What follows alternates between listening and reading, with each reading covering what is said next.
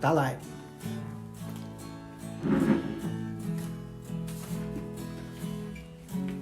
Certinho o horário. Apareceu já.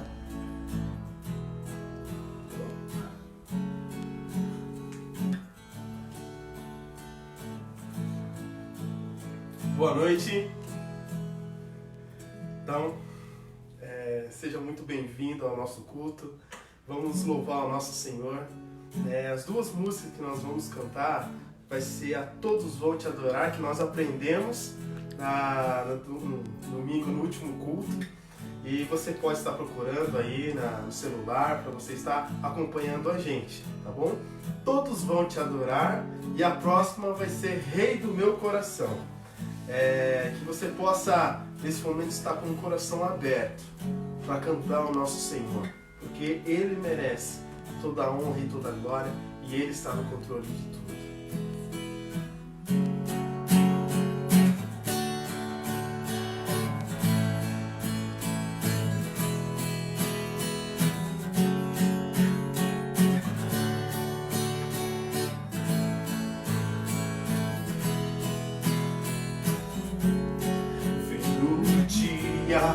Te vereis como és, Rei dos reis, com anseio te encontrar.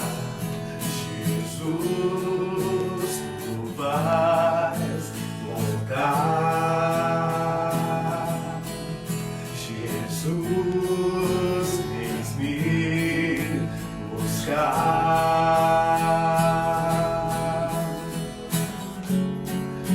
As nuvens vais levar os que são teus ao lugar preparado para nós. Jesus, tu vais voltar. Jesus, vens me buscar.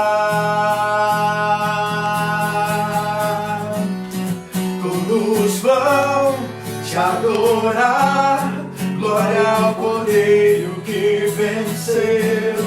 O poder, o esplendor, sejam para sempre em teu louvor. Oh, oh, oh, oh, oh,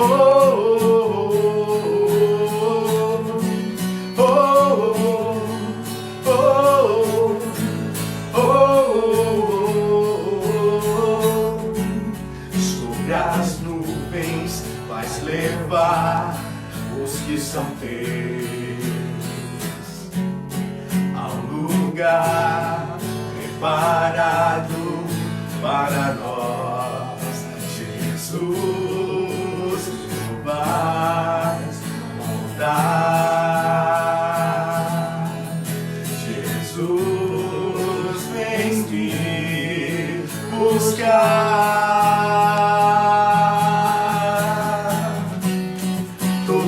Vão te adorar, glória ao Cordeiro que venceu. O poder, o esplendor, sejam para sempre em teu louvor. Todos vão te adorar, glória ao Cordeiro que venceu. O poder, o esplendor, sejam para sempre em teu louvor. Oh, oh, oh, oh, oh, oh, oh, oh, oh. Os homens e as mulheres, hein? Quero ouvir você, hein?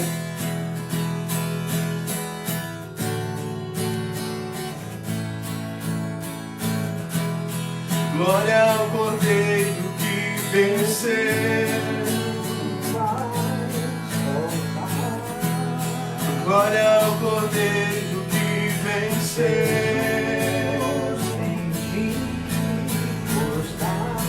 Glória ao Cordeiro que venceu. Tu vais voltar. Glória ao Cordeiro que venceu. Vens me buscar.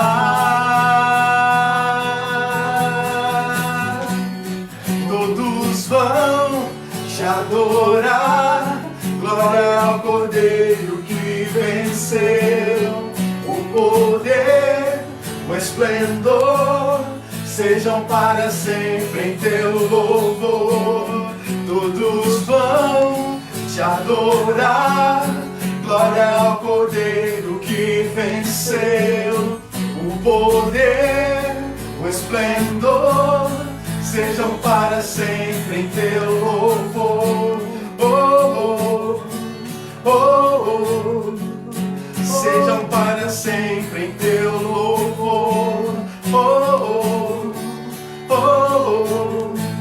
Sejam para sempre em teu louvor. A próxima música que nós vamos cantar fala sobre o nosso rei. Esse rei que está no controle de tudo. E pode ter certeza, isso que nós estamos passando, ele está no controle. E louve ao Senhor de todo o coração. Louve ao nosso Senhor, porque Ele é bom. Confie nele, no nosso Rei, que é bom o tempo todo.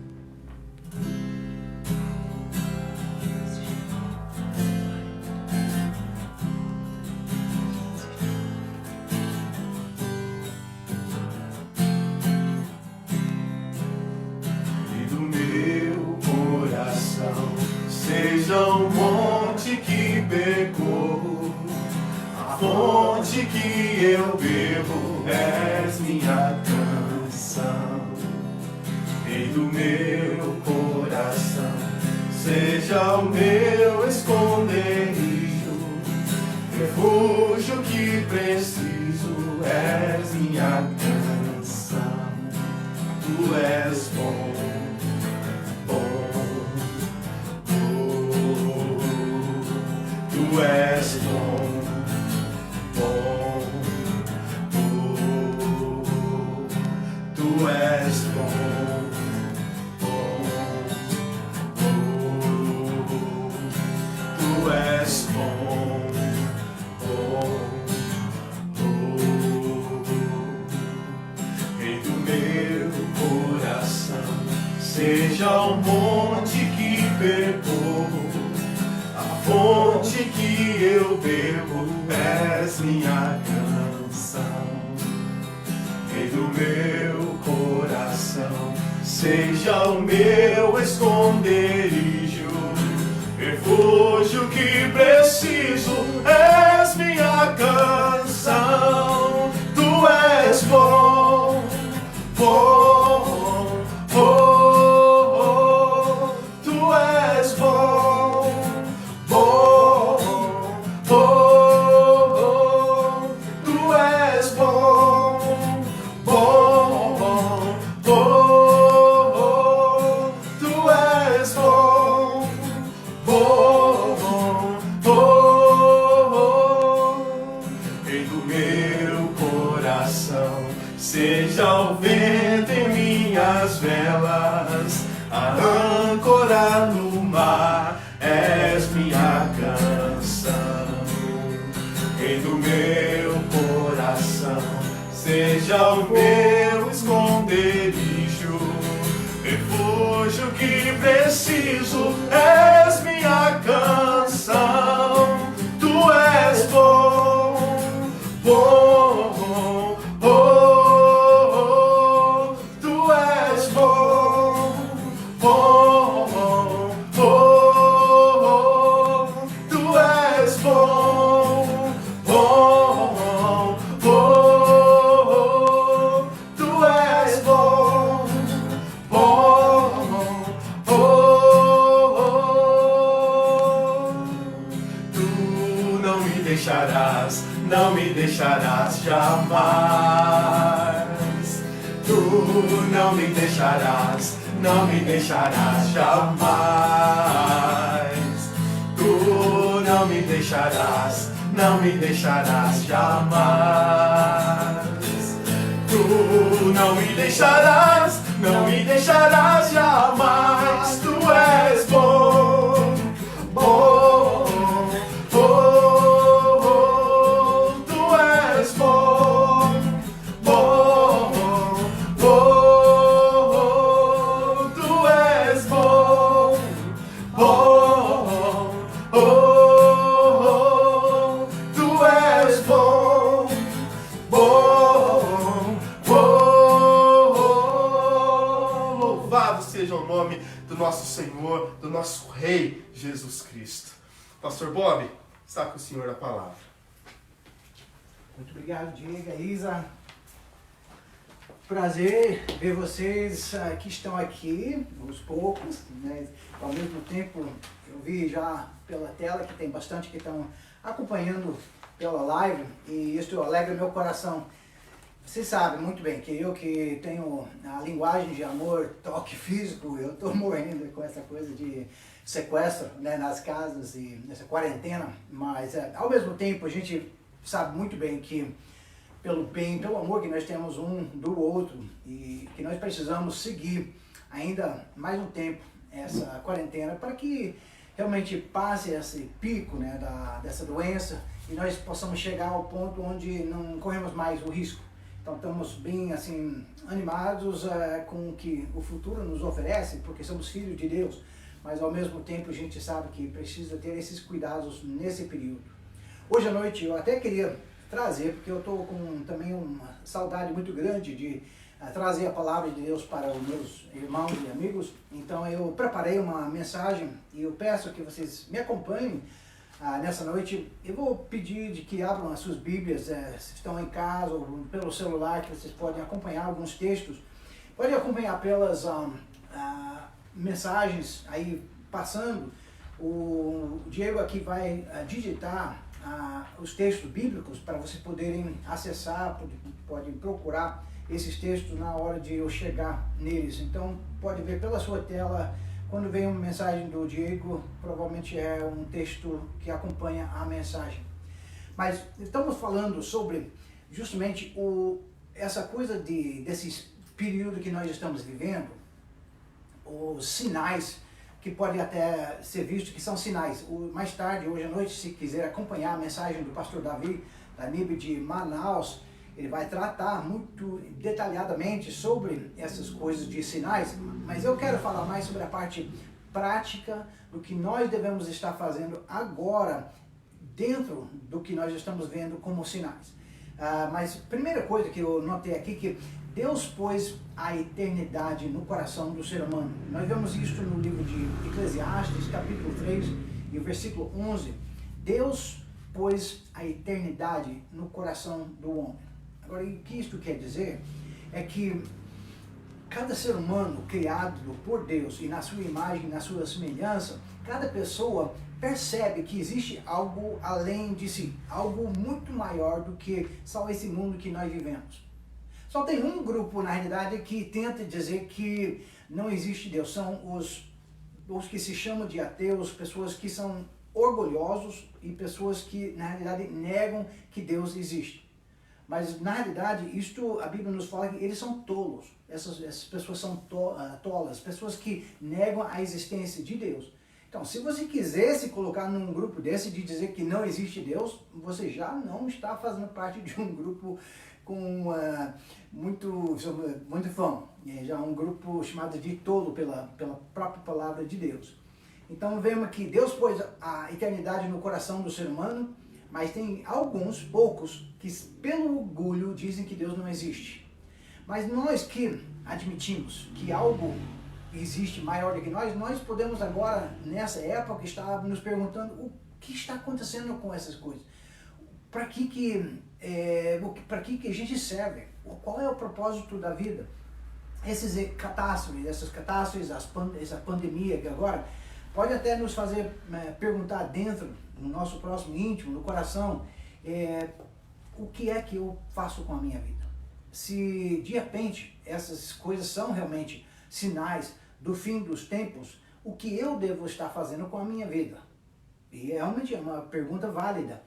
Então, o que nós vemos aqui, Jesus, quando ele estava aqui na terra ministrando aos seus discípulos, ele também lidava com isso. Os seus discípulos até perguntaram para ele, quando vai vir o fim? Nós encontramos no livro de Mateus, capítulo 24, Jesus respondendo e falando aos seus discípulos, no livro de Mateus, capítulo 24, verso 3, diz, tendo Jesus se assentado no Monte das Oliveiras, os discípulos dirigiram-se a ele em particular e disseram, dize-nos, quando acontecerão essas coisas? E qual será o sinal da tua vinda e do fim dos tempos? Por quê? Porque os homens foram criados por Deus, e eles tinham a eternidade no coração. Com essa eternidade no coração, os discípulos viram pelas coisas que Jesus fazia e o conhecimento que eles tinham das Escrituras, que tinham coisas que estavam se encaixando. Agora imagine, eles, 2000 anos atrás, já estavam imaginando que o fim estava próximo. Agora, quanto mais para nós, agora hoje, 2000 anos depois, e nós hoje estamos vendo mais sinais ainda, mas os discípulos perguntaram de Jesus, quais são os sinais desse fim dos tempos? Então Jesus, ele segue essa pergunta dos seus discípulos, ele segue dando duas parábolas, e logo depois das parábolas ele dá uma explicação que na realidade trata das duas parábolas. As parábolas são histórias práticas, histórias que as pessoas possam entender na vida, no dia a dia, mas tem uma aplicação para a vida no sentido espiritual. Então Jesus usa, e a primeira parábola que ele passa é aquela parábola das 10 virgens. Aí, nós vamos entrar nos detalhes hoje, mas você pode ver lá no livro de Mateus, capítulo 25, ele fala sobre a parábola das 10 virgens. E depois ele dá uma outra sobre um senhor muito rico, ele entrega talentos para os seus funcionários, os seus subordinados. Ele passa como esse pessoal seja assim responsáveis por cuidar dos seus recursos, ele passa para eles e ele vai embora num período para ele depois acertar as contas com eles. Isto Jesus estava dando, ilustrando justamente o que ele tem para conosco. Jesus estava aqui na terra, ele é o Senhor, ele foi embora, deixou os seus recursos, cada um de nós com talentos, com habilidade, com dinheiro, com saúde, tudo que o Senhor nos passou, ele nos passou e a gente precisa usar. E ele dá a ilustração quando foi perguntado dele qual é o sinal do fim. Então Jesus deu essa história para os discípulos entenderem que vocês precisam ser responsáveis e fiéis com os meus bens enquanto eu estou fora. Ele disse, ninguém sabe o dia nem a hora, cabe a vocês saberem ser responsável enquanto eu estou fora. Então é isso que nós encontramos aqui. A lição mesmo nessas duas parábolas é isto, que no livro de Mateus capítulo 25 e versículo 13 ele disse, sejam fiéis sempre, porque ninguém sabe a hora que ele vai retornar. Imagine, Jesus está dizendo, quando eles perguntaram, quando que essas coisas vão acontecer? Quando que é o fim? Jesus disse, sejam fiéis sempre.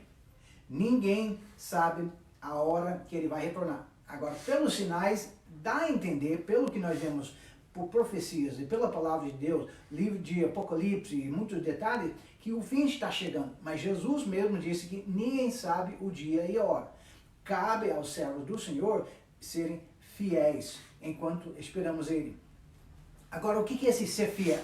Agora, isso que é interessante, porque quando Jesus explica um pouco mais para frente, no capítulo 25, versículos 31 a 46, Jesus entra em detalhes do que é essa fidelidade enquanto espera Ele retornar.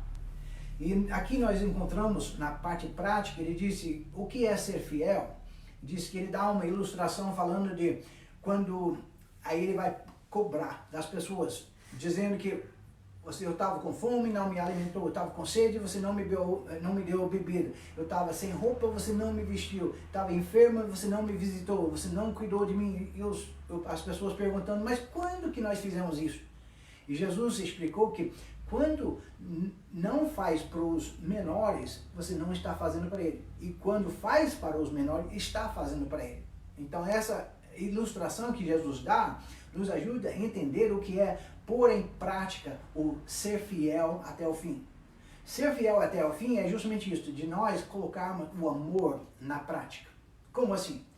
Nós, no nosso meio, começamos com a casa da fé. Que é o quê? Dentro da nossa própria igreja. Agora, com certeza, vai surgir alguém nos falando de uma pessoa que está enferma, uma pessoa que perdeu o emprego, que falta coisa. Pessoas que talvez nós, como igreja, não conhecemos. Mas nós, dentro da própria igreja, nós temos irmãos que já perderam seus empregos por causa dessa crise.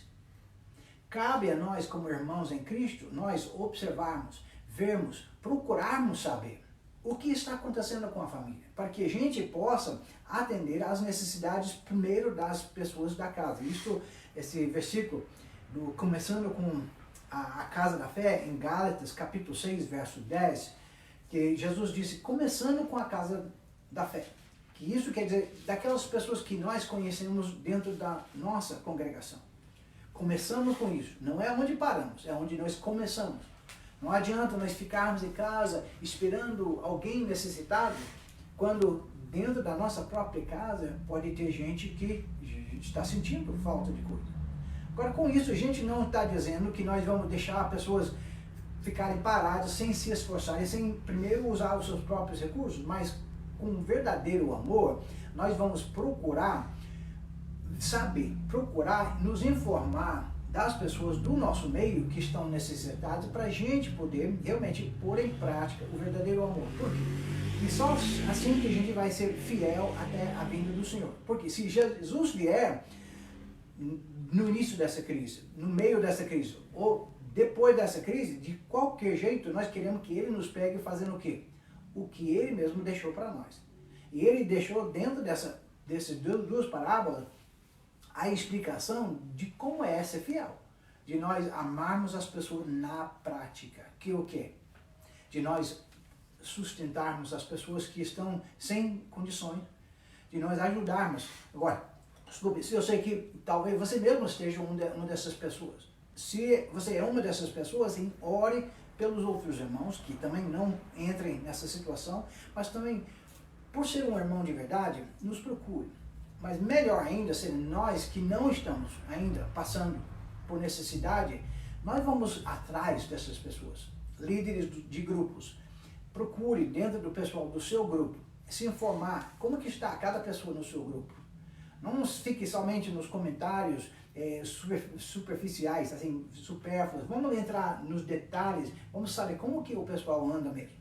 Porque nós queremos ajudar a todos dentro da família estarem bem dentro da sua casa, estarem bem com os irmãos, e para poder também mostrar para as pessoas que estão querendo saber, pessoas que estão nervosas, pessoas que estão ansiosas, se eles olharem para a nossa congregação, nós que amamos a Cristo e amamos um ao outro, e eles verem o amor prático mesmo, isto vai ser realmente uma forma de evangelizar essas pessoas.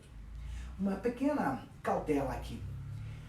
Eu sei que a grande maioria da família entende muito bem do que estou falando em termos de nós fazermos o bem. E isto devemos fazer. Mas nós não queremos comunicar um erro. E o que eu digo com isso? O erro de fazer alguém pensar que por fazer essas boas obras, de alimentar outros, de dar roupa, de nós cuidarmos dos outros, que a gente vai ganhar acesso ao céu. Não, de forma alguma. A Bíblia é clara, no livro de Efésios, capítulo 2, versos 8 e 9, que a salvação é pela graça. No texto aí diz, pois vocês são salvos pela graça, por meio da fé.